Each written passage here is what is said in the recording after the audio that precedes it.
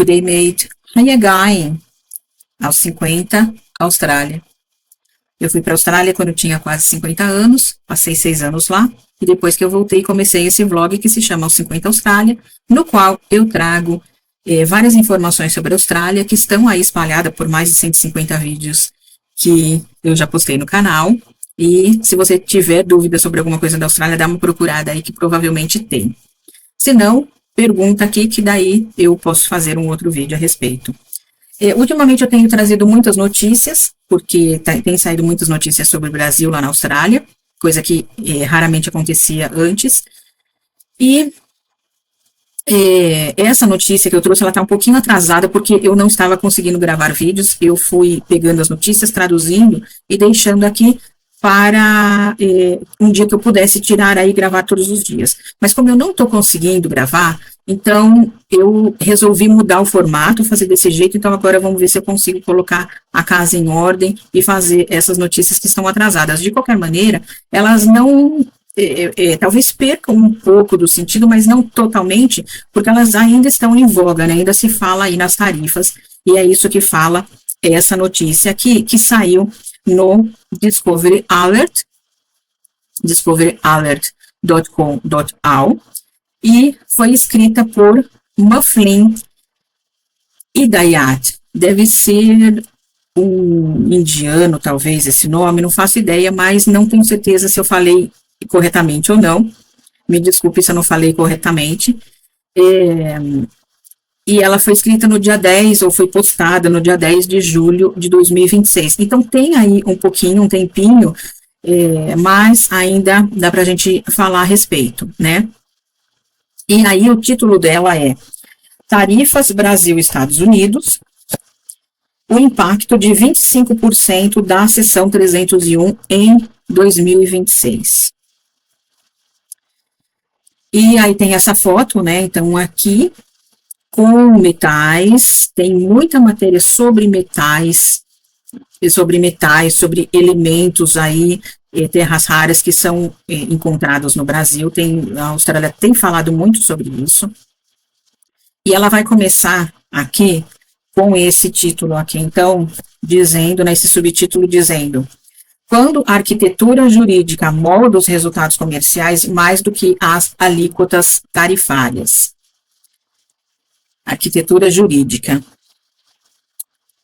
O texto diz: disputas comerciais raramente dependem de um único ponto percentual. Com mais frequência, os mecanismos escolhidos pelos governos para implementar a política comercial determinam os resultados de forma mais decisiva do que a própria alíquota nominal.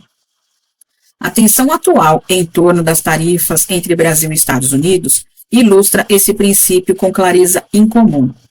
Uma tarifa proposta de 25%, baseada em uma norma que resistiu a décadas de escrutínio judicial, pode acabar sendo mais significativa do que as taxas de 40% a 50% que a antecederam. Essas últimas, fundamentadas em um arcabouço jurídico que a Suprema Corte acabou rejeitando. Compreender a razão disso exige analisar não apenas os números, mas a arquitetura institucional subjacente a eles, né? Então, ele continua aqui com esse outro subtítulo que fala: por que a relação comercial entre Estados Unidos e Brasil desafia narrativas simplistas? O texto diz: a maioria das disputas tarifárias é apresentada como um embate entre nações com déficit e nações com superávit. O caso Estados Unidos-Brasil complica imediatamente essa abordagem. Em 2024, os Estados Unidos registraram, na verdade, um superávit comercial de bens com o Brasil, superior a 14 bilhões de dólares.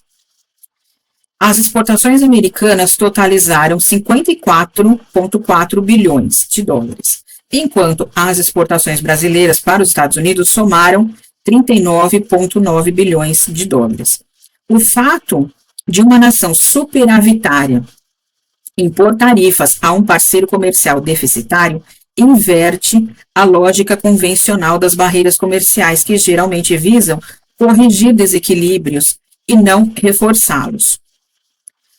A explicação reside em um conjunto mais amplo de queixas que vão muito além da aritmética dos fluxos comerciais. As preocupações dos Estados Unidos em relação ao Brasil abrangem alegações de estruturas tarifárias desleais aplicadas a produtos americanos que entram no mercado brasileiro, falhas na aplicação das leis de propriedade intelectual, lacunas nas estruturas regulatórias anticorrupção e práticas comerciais ambientais associadas ao desmatamento. Essas queixas transformam o que poderia parecer uma disputa comercial direta em um conflito político multidimensional com conotações geopolíticas. Aí, nesse último parágrafo, diz: a dimensão política interna acrescenta ainda mais complexidade. A medida tarifária inicial adotada em julho de 2025, que impôs tarifas de 40% a 50% sobre produtos brasileiros, foi explicitamente vinculada ao processo judicial contra o ex-presidente brasileiro Jair Bolsonaro. O governo Trump classificou esse processo como uma questão de segurança nacional, invocando a Lei de Poderes Econômicos de Emergência Internacional, a IEPA, e como instrumento jurídico. Os tribunais acabaram rejeitando essa fundamentação, conforme detalhado na análise da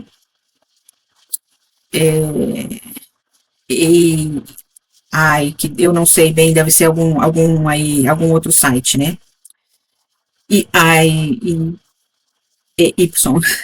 Sobre as tarifas dos Estados Unidos para produtos de origem brasileira. É um outro site. Então, aqui, ele vai dizer assim, esse título diz: a mudança jurídica que alterou o cenário. E aí, ele continua dizendo: a decisão da Suprema Corte dos Estados Unidos de fevereiro de 2026, que invalidou tarifas baseadas na IEPA, marcou uma mudança estrutural na forma como os Estados Unidos podem aplicar medidas de defesa comercial. A Corte concluiu que o uso da IEPA para impor tarifas amplas e duradouras excedia o escopo da autoridade executiva prevista na lei. Uma decisão que retirou a base jurídica das tarifas de alíquota mais elevadas aplicadas pelo governo. A mudança subsequente para a seção 301 da Lei de Comércio de 1974 não representou um recuo, mas sim uma recalibragem.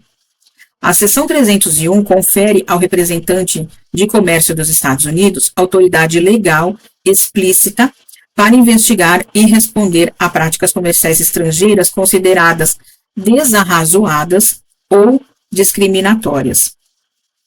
Ao contrário da IEPA, o uso desse dispositivo para a imposição de tarifas tem resistido consistentemente ao escrutínio judicial, uma vez que deriva de uma delegação de autoridade pelo Congresso, e não de uma declaração presidencial de emergência. Essa disposição é de extrema importância para empresas que buscam planejar suas operações em meio à política comercial.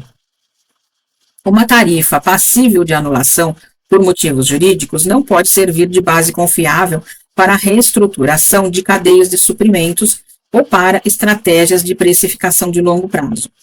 Paradoxalmente, a solidez jurídica amplia a pressão econômica, mesmo quando a alíquota nominal é mais baixa. Tem aqui, então, esse outro título, que vai dizer: o que a tarifa proposta de 25% realmente abrange. O escopo da tarifa proposta reflete tanto uma visão estratégica sobre a cadeia de suprimentos, quanto um sinal político-diplomático.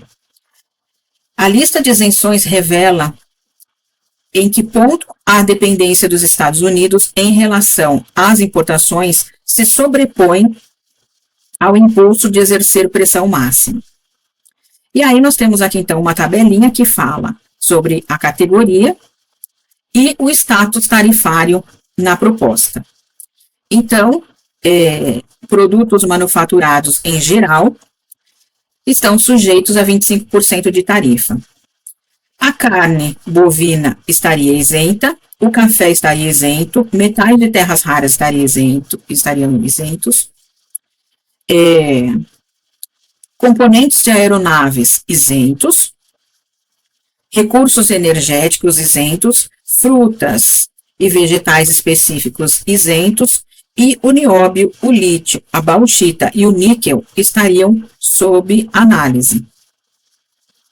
Então, esse último parágrafo, embaixo da tabela ali, vai dizer: as isenções para metais de terras raras e recursos energéticos refletem a clara consciência nos círculos decisórios dos Estados Unidos de que penalizar o Brasil nessas categorias acarretaria custos diretos para os setores industrial e tecnológico americanos. Além disso, a questão mais controversa envolve as commodities que ainda constam como estando sob análise. Então, este outro título vai dizer: o problema do nióbio que ninguém quer discutir publicamente. O Brasil controla cerca de 90% ou mais da produção global de nióbio, o que o torna o fornecedor mais concentrado de qualquer mineral de importância estratégica no mundo. O nióbio é utilizado em ligas de aço de alta resistência empregadas na indústria automotiva e aeroespacial, além de desempenhar um papel crescente na tecnologia de baterias de próxima geração, incluindo materiais de ânodo à base de nióbio, que estão sendo desenvolvidos como alternativas ao grafite e ao silício. Não existe uma alternativa viável de substituição a curto prazo para os fabricantes dos Estados Unidos que dependem do nióbio brasileiro. O Canadá e a Austrália possuem algumas reservas, mas a escala de produção é insignificante em comparação com a produção brasileira. Excluir o nióbio da lista de isenções, mantendo nela as terras raras, cria uma vulnerabilidade específica que grupos industriais brasileiros têm explorado agressivamente em ações de lobby antes do prazo final de 15 de julho de 2026. Esse último parágrafo diz: o que torna o nióbio particularmente interessante do ponto de vista de investimento é o fato de que seu preço não é definido em bolsas públicas de commodities, da mesma forma que o do cobre ou do lítio. O preço do nióbio é estabelecido principalmente por meio de contratos diretos de longo prazo entre produtores e fabricantes de aço. Isso significa que aumentos de custos decorrentes de tarifas seriam repassados via negociações na cadeia de suprimentos, em vez de flutuações no mercado à vista, gerando uma pressão inflacionária menos visível, porém potencialmente mais persistente, sobre as indústrias norte-americanas situadas mais adiante na cadeia produtiva. Então, passando para esse outro título, que diz: minerais críticos e os limites da alavancagem tarifária. Além do nióbio, a crescente produção brasileira de carbonato de lítio, hidróxido de lítio, bauxita e níquel coloca o país na interseção entre as tarifas nas relações Brasil-Estados Unidos e a estratégia industrial interna. Cada uma dessas commodities traz implicações distintas para a cadeia de suprimentos, e compreender o contexto mais amplo da demanda por minerais críticos é essencial para avaliar o impacto total. O carbonato de lítio e o hidróxido de lítio são insumos diretos para a fabricação de células de bateria. A dinâmica do mercado de carbonato de lítio faz com que uma tarifa de 25% sobre o lítio brasileiro pressione os custos das gigantes fabricantes de bateria dos Estados Unidos, justamente quando a viabilidade econômica da produção doméstica de baterias já enfrenta dificuldades devido à concorrência com produtores asiáticos de menor custo. A bauxita é o principal produtor de alúmina e, consequentemente, de alumínio. O Brasil é um dos maiores produtores mundiais e os dados globais de produção de bauxita evidenciam como o elemento de custo decorrente de tarifas repercutiria nas fundições de alumínio dos Estados Unidos e nos fabricantes de produtos derivados dos setores de embalagens, construção e transporte. O níquel brasileiro é cada vez mais relevante para a química das baterias de veículos elétricos, especialmente em formulações de cátodos com alto teor de níquel, que oferecem maior densidade energética. Restringir o fornecimento de níquel brasileiro em um momento em que os fabricantes de bateria dos Estados Unidos buscam reduzir a dependência de níquel processado na Indonésia e na China, cria uma contradição política ainda não resolvida. A estruturação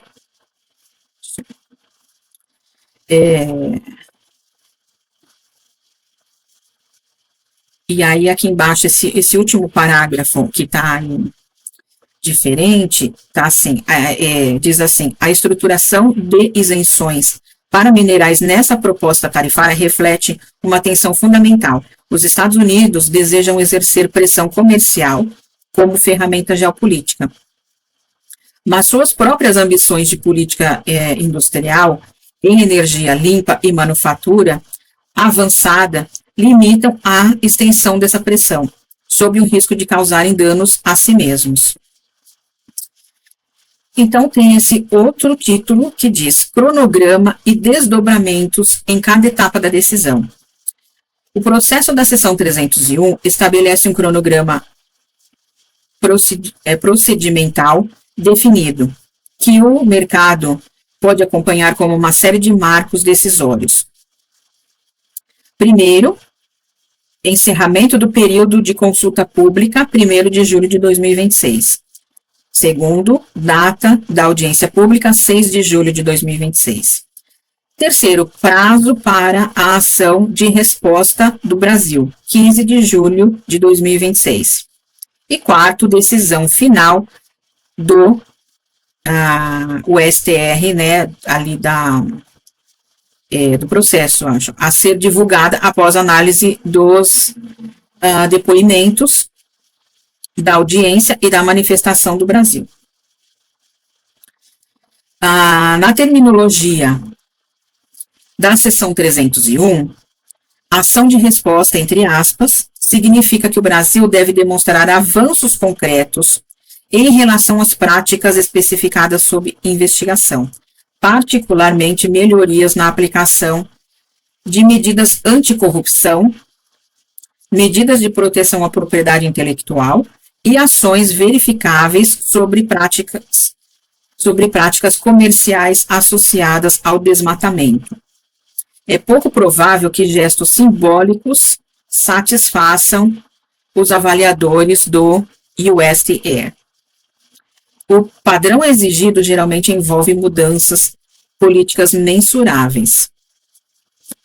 Simultaneamente, o Brasil apresentou uma contestação formal junto à Organização Mundial do Comércio.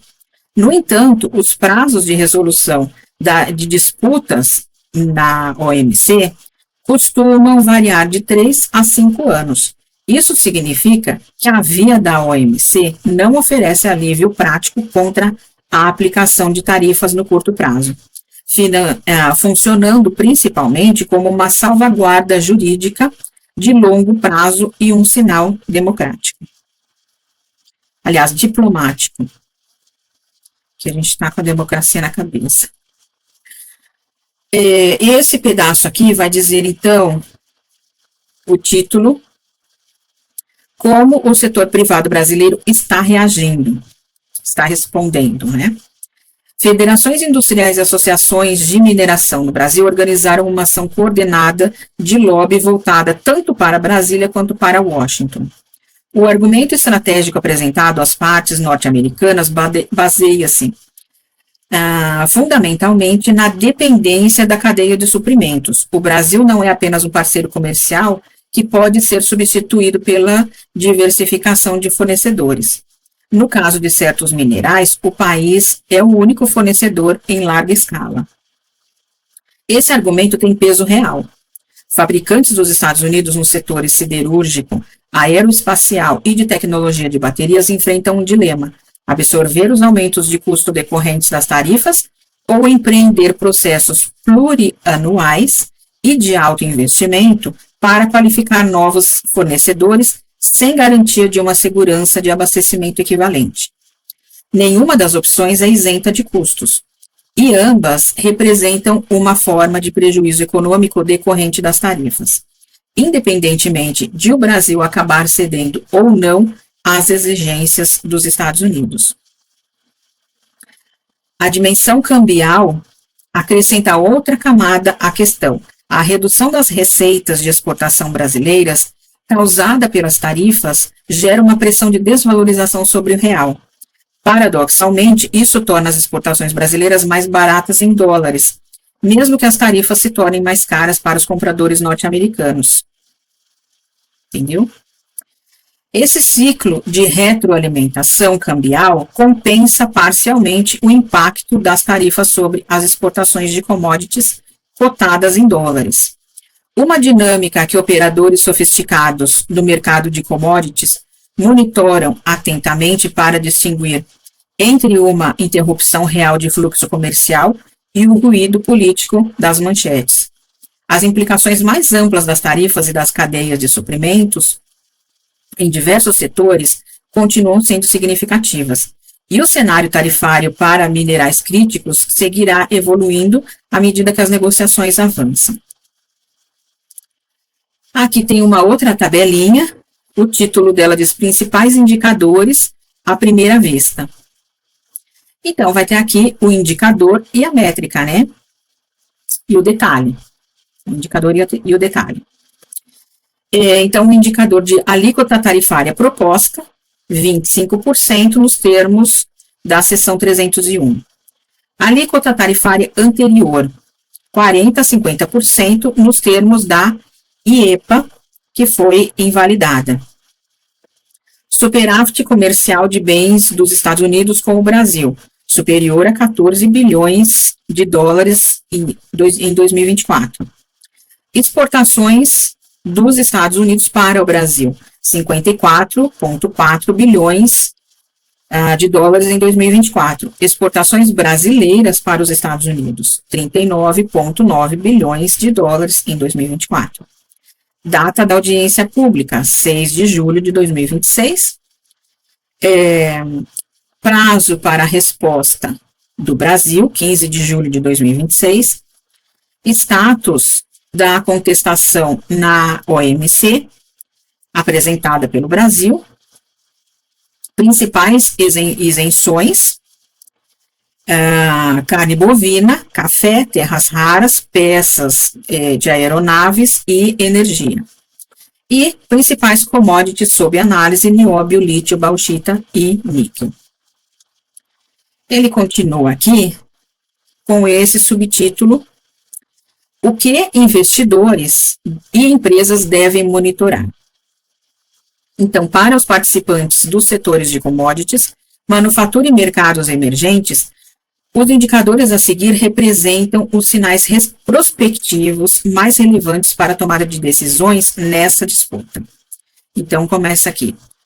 Qualidade da submissão brasileira de 15 de julho. Um documento substantivo de resposta, demonstrando compromissos políticos genuínos, aumentaria significativamente a probabilidade de um alívio tarifário parcial ou de um prazo de negociação mais longo. Não aconteceu.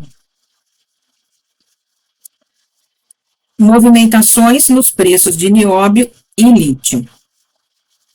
Embora o nióbio seja negociado principalmente via contratos, os sinais de preços no mercado secundário e as referências de preço do lítio refletirão o posicionamento dos operadores diante da incerteza tarifária. Taxa de câmbio do real. Uma desvalorização sustentada para além dos níveis atuais sugere que os participantes do mercado estão precificando uma alta probabilidade de implementação integral das tarifas. Anúncios do Departamento de Energia dos Estados Unidos sobre minerais críticos. Qualquer designação formal de minerais brasileiros como fontes prioritárias criaria um conflito direto de políticas com a implementação das tarifas e poderia desencadear exceções administrativas. Formação de painel na OMC. A constituição formal de um painel sinaliza que os canais de negociação diplomática foram efetivamente encerrados, acelerando a transição para uma disputa jurídica multilateral prolongada. E a dinâmica de lobby no Congresso em Washington. Produtores de aço e fabricantes de baterias dos Estados Unidos, com exposição direta ao nióbio e ao lítio brasileiros, são aliados naturais dos negociantes comerciais do Brasil, que buscam gerar oposição interna nos Estados Unidos à implementação integral das tarifas. Esse pedaço final, então, diz: para investidores em ações de empresas brasileiras voltadas à exportação, a assimetria que merece atenção é que uma solução parcial negociada oferece um potencial de valorização significativo em relação às avaliações de mercado atualmente deprimidas, ao passo que a implementação integral das tarifas já está sendo parcialmente precificada nos spreads de dívida soberana, ou da dívida soberana. O valor esperado, ponderado pela probabilidade, depende fortemente de a submissão de 15 de julho gerar um sinal crível de resposta, que também não houve, né? Então, esse pedaço vai falar assim: perguntas frequentes sobre as tarifas dos Estados Unidos, sobre produtos brasileiros. Primeira pergunta: qual é a alíquota tarifária atualmente proposta para produtos brasileiros que entram nos Estados Unidos? Foi proposta uma tarifa de 25% com base na seção 301 da Lei de Comércio de 1974, com previsão de entrada em vigor em meados de 2026. Essa medida sucede tarifas anteriores de 40% a 50%, instituídas com base na IEPA, que foram anuladas pela Suprema Corte dos Estados Unidos em fevereiro de 2026, conforme noticiado pela CNBC. Aqui está dando, assim, eu acho que um resumo, né? Outra pergunta: quais produtos brasileiros estão isentos das tarifas propostas? As isenções atuais abrangem carne bovina, café, metais de terras raras, componentes de aeronaves, recursos energéticos e frutas e hortaliças específicas. Nióbio, lítio, bauxita e níquel permanecem sob análise. Porque a Suprema Corte anulou as tarifas anteriores. Em fevereiro de 2026, a Corte concluiu que o uso da IEPA para impor tarifas amplas e prolongadas excedia o escopo da autoridade executiva previsto na lei, decidindo na prática que o governo havia ultrapassado os limites legais dos poderes econômicos de emergência. Essa matéria está parecendo aqueles professores que passam um texto e depois fazem umas perguntas assim para compreensão do texto, né? Está tudo repetindo. Aqui. Por que a seção 301 é considerada mais duradoura juridicamente? A seção 301 representa uma concessão direta de autoridade pelo Congresso ao representante comercial dos Estados Unidos para lidar com práticas comerciais estrangeiras desleais. Os tribunais têm consistentemente confirmado sua aplicação para a imposição de tarifas, proporcionando uma base jurídica mais estável do que uma declaração executiva de emergência. Esta pergunta diz: o Brasil apresentou alguma contestação internacional? O Brasil apresentou uma disputa formal à Organização Mundial do Comércio. No entanto, os processos na OMC geralmente levam de 3 a 5 anos para serem resolvidos, limitando sua utilidade como um recurso de curto prazo contra a aplicação ativa de tarifas. E aí tem uma frasezinha aqui final, né? Para a cobertura contínua da política comercial na América Latina, mercados de commodities e desenvolvimentos econômicos, visite a BN Américas, que deve ser aí algum site de investimentos, alguma coisa assim. E tem, então, esse disclaimer no final, que vai dizer: esse artigo contém análises prospectivas, projeções de cenários e comentários relacionados a investimentos. Essas informações não constituem aconselhamento financeiro. Os leitores devem realizar pesquisas independentes e consultar consultores qualificados antes de tomar decisões de investimentos ou negócios com base nas informações apresentadas. Então, é isso que foi falado aqui sobre tarifas, né? A princípio, acabou aqui. Então, em 10 de julho, eles estavam fazendo essa análise sobre as tarifas que ainda não tinham sido aplicadas, né? E não se sabia ainda se elas seriam aplicadas ou não. Então, é isso que eu tinha para esse vídeo. Chega aqui no título. É isso que eu tinha para esse vídeo. Obrigada por assistir. Se puder, deixa um like para mim. E bye bye, até o próximo.